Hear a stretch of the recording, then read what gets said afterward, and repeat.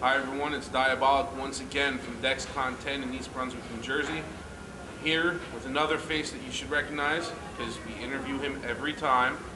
It's Tony D. Hi everybody. How was con for you? It's pretty good. Pretty good con. We ran some games, had a good time, sold some books. Had a LARP. Had a national championship. Had a national championship for Complete Mafia. So yeah, it was a good, DexCon's always a fun con. Okay. We know about Complete Mafia. We've talked about it. We've interviewed you a couple times now. When we interviewed you at Dreamation, as we just discovered, and we just had you record over that since we lost all the audio. Yes, yes. we were discussing the upcoming West Coast book, which hasn't come out yet. Right. And since we didn't actually get to touch on that during the redub of the other interview, why don't we talk about that a little bit? Okay. Just briefly, Complete Mafia West Coast will be the sequel to the first core book, Complete Mafia, and it covers the Triads, the Yakuza, we expanded upon the Russians, street gangs, we have a new class called Freelance Criminal. We added another 10 levels for bosses, a bunch of different stuff. We have a new character class called Corrupt Cop. We basically expanded the game. There's a new campaign setting, takes place out west. The old campaign setting was New Milan, a typical East Coast American city.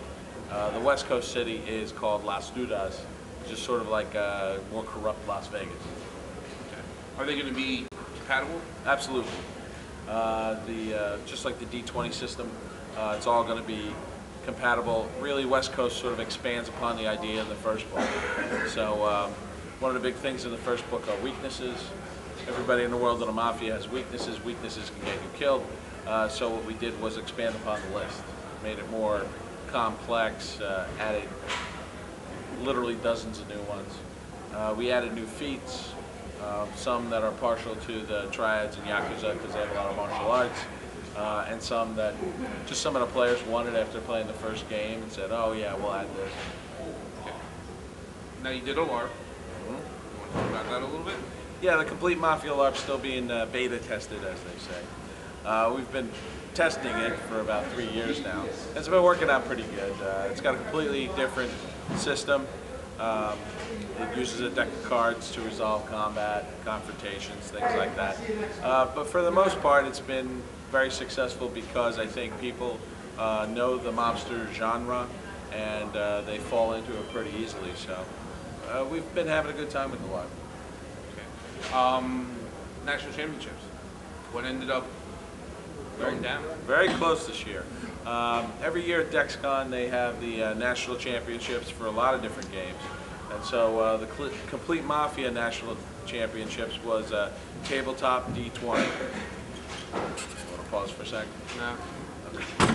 This is tabletop D20 championships for Complete Mafia.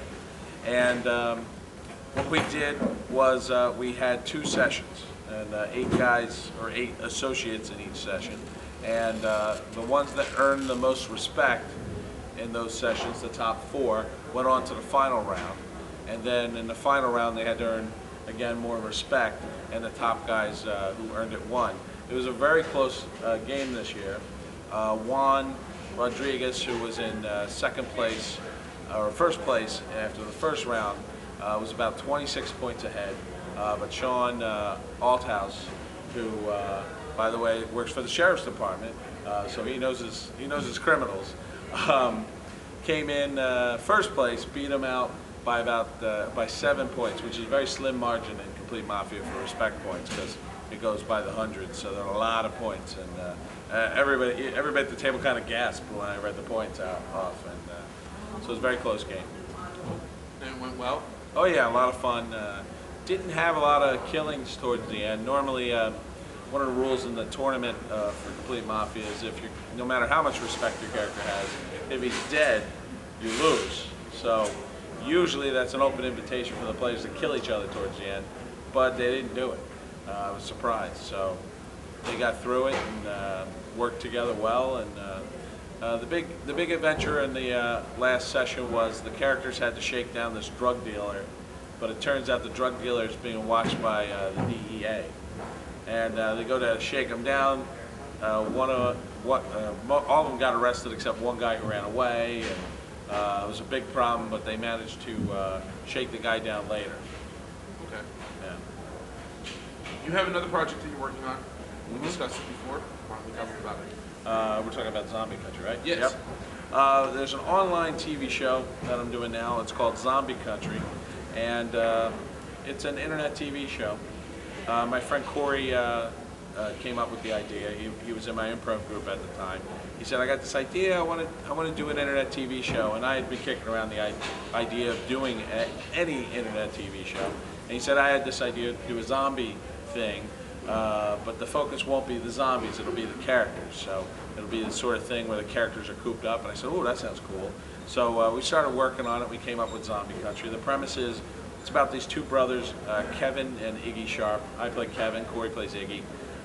They live on this farm in Wyoming near Edgerton, if you know where that is.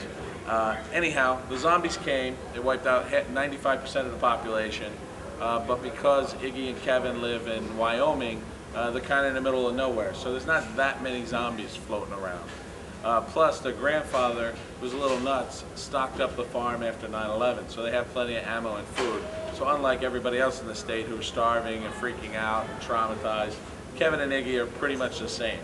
And so they spend their days on the farm playing Scrabble in the basement and trying to figure out stuff to do so they're not bored. So they do things like race zombies. They try to do their laundry, but the zombies come out and tear it down, and various other things. Their best friend is Jim.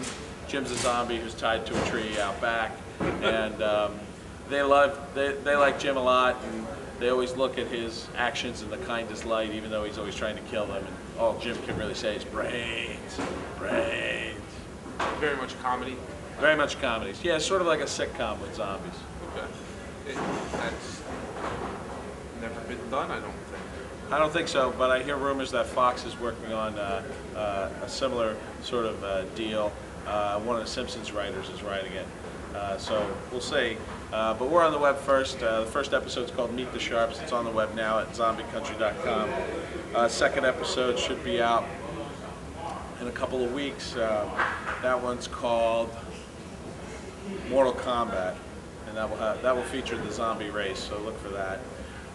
We have about 6 episodes shot.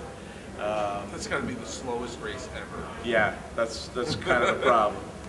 So we got about 6 episodes shot, so look for future episodes. We're gonna try to update the site about once a month. Okay. Look forward to it. Thank you very much for your time. Always a pleasure.